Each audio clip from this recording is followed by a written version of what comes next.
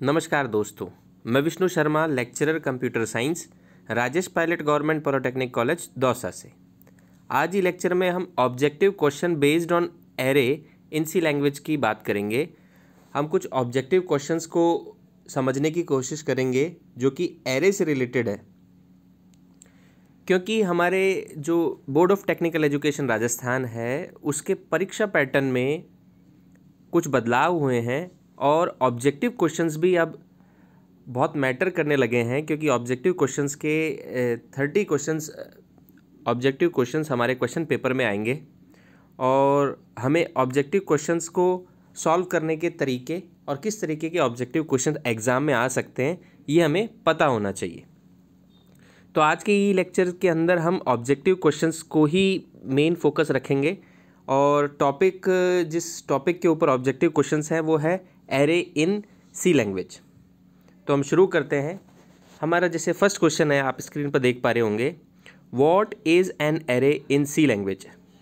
अब इसका option A है a group of elements of the same data type, correct है। ऑप्शन बी है an array contains more than one element, ये भी बिल्कुल करेक्ट है। ऑप्शन सी है array elements are stored in memory in continuous और contiguous locations, ये भी बिल्कुल ठीक है। एरे क्या होता है? एक एरे एक ऐसा group of similar data type का कलेक्शन है जिसमें मोर देन वन एलिमेंट आप रख सकते हैं और इसमें मेमोरी एलोकेशन भी किस तरीके का होता है? कॉन्टिन्यूस। तो ये चारों ऑप्शन ठीक है, इसलिए फर्स्ट का आंसर क्या होगा? All the above. Question number second पे जाएंगे। Choose the correct sentence about C language arrays. First है an array address is the address of first element of array itself, बिल्कुल करेक्ट है। सेकेंड ऑप्शन है an array size must be declared if not initialized immediately, बिल्कुल सही है। Array की size को सबसे पहले आपको डिक्लेयर करना पड़ेगा। अगर आपने उसकी साइज़ को, उसके एरे की साइज़ आपने देनी ज़रूरी है अगर आप उसमें एलिमेंट इनिशियलाइज नहीं कर रहे हैं तो। सी ऑप्शन है array size is the sum of size of all element of the array, बिल्कुल ठीक है। एरे की साइज़ वही होगी जो कि सारे एलिमेंट, जितने एलिमेंट्स हैं उतने ही उसकी एरे की साइज़ होगी। तो ऑप्शन डी बिल्कुल ठीक है, ऑल द अबोव। तो ऐसे थर्ड क्वेश्चन पे अपन चलते हैं। What are the types of arrays. Arrays के टाइप कौन कौन से हो सकते हैं? किस तरह के एरे के टाइप हो सकते हैं? फर्स्ट ऑप्शन है int, long, float and double, बिल्कुल करेक्ट है। इस तरह का एक एरे आप ले सकते हैं।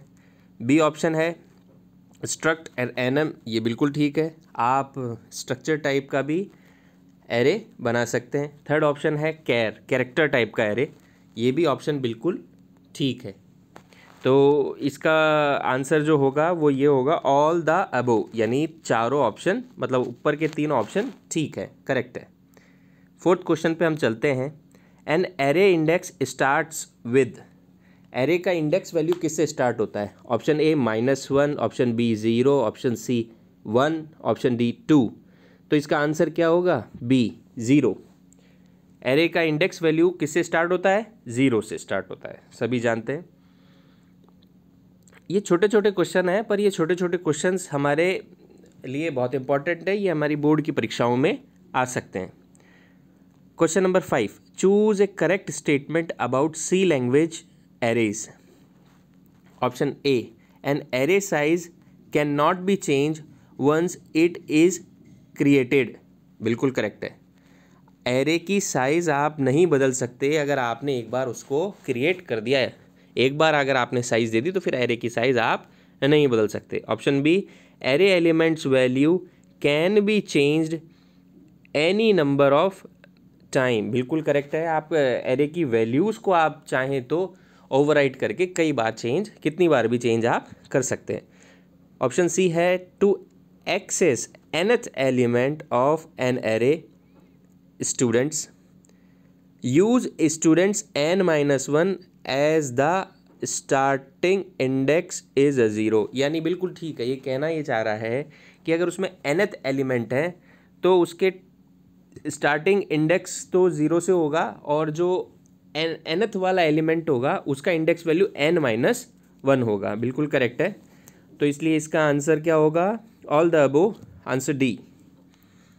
6th question, what is an array base address in C language?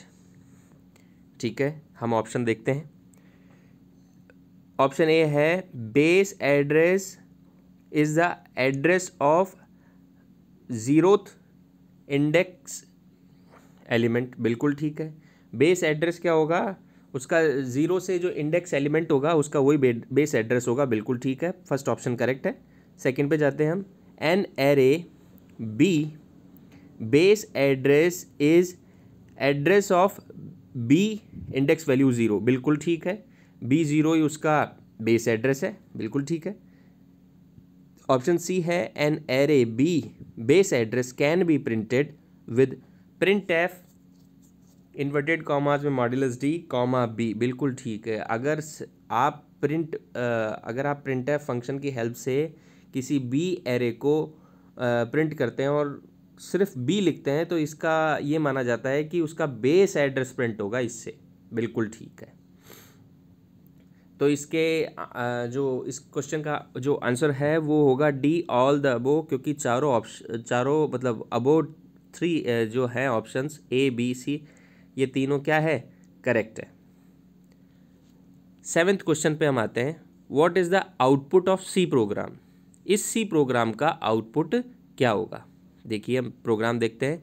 Int main function start int a array A4। अब ये आपने जो ऊपर एक एरे पहले तो बिना उसकी साइज़ दिए उसको डिक्लेयर किया, उसके बाद A4 करके उसका साइज़ दिया और उसके बाद 1 2 3 4 उसके अंदर इनिशलाइज़ कर दिया। अब आप प्रिंट एफ फंक्शन को कॉल कर रहे हैं और मॉड्यूलस डी से आप प्रिंट कराना चाहते हैं ए इंडेक्स वैल्यू 0, यानी आप एड्रेस मतलब बेस एड्रेस प्रिंट करवाना चाह रहे हैं, बेस एड्रेस पर वैल्यू प्रिंट करवाना चाह रहे हैं ए नाम के एरे की।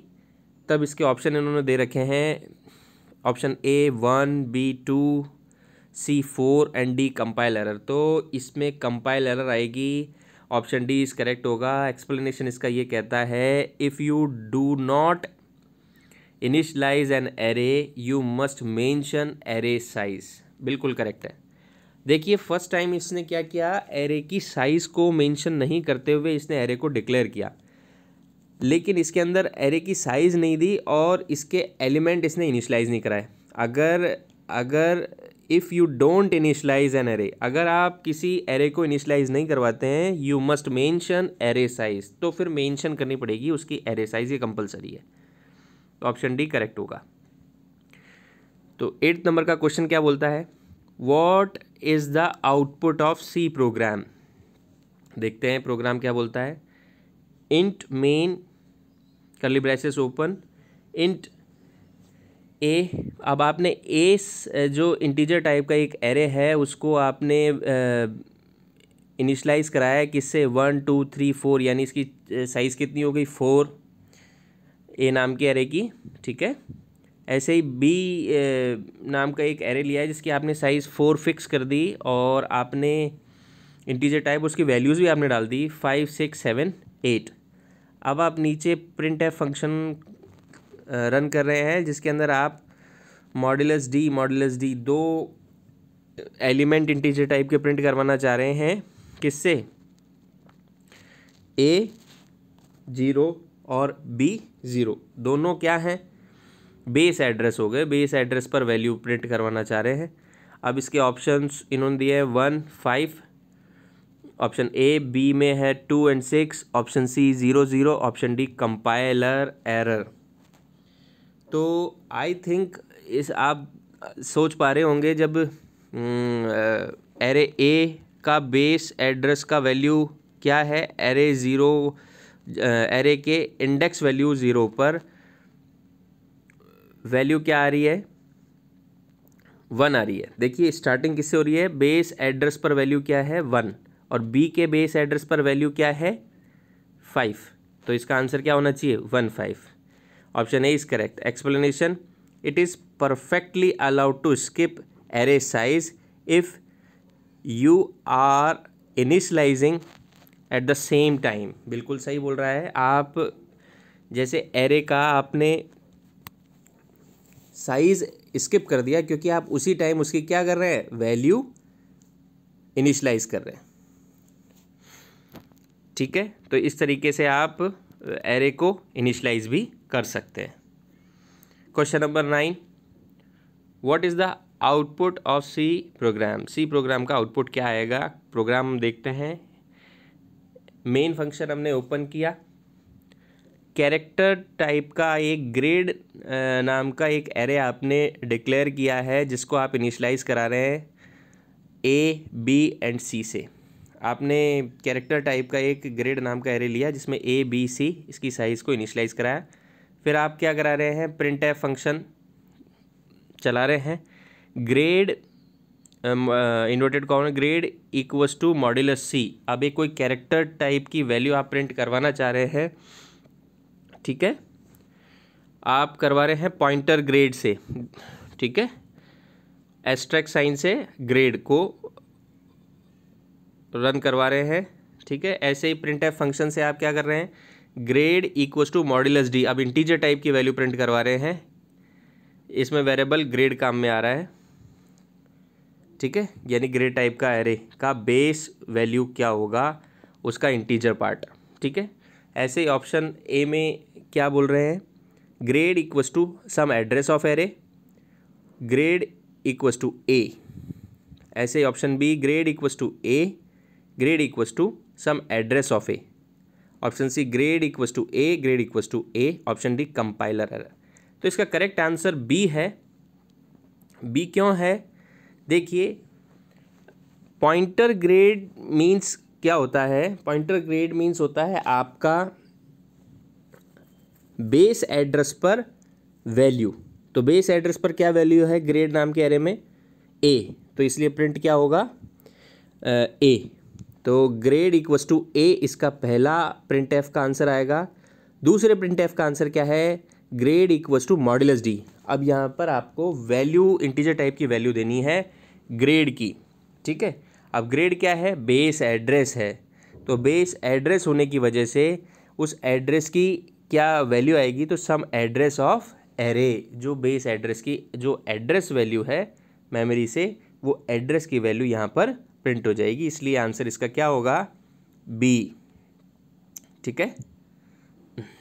10th question, what is the output of C program. तो आप देखिए इंटीजर टाइप का मेन मतलब मेन फंक्शन इंटीजर टाइप की वैल्यू रिटर्न कर रहा है, वो हमने करली ब्रेसेस से ओपन किया। फिर कैरेक्टर टाइप का ग्रेड नाम का एक एरे हमने डिक्लेयर किया जिसमें ए बी सी 3 वैल्यू हमने इनिशलाइज करवा दी। उसके बाद हम प्रिंट एफ फंक्शन कॉल कर रहे हैं, यहाँ हम प्रिंट करवा रहे हैं grade equals to modulus D, वही पॉइंटर ग्रेड, ठीक है।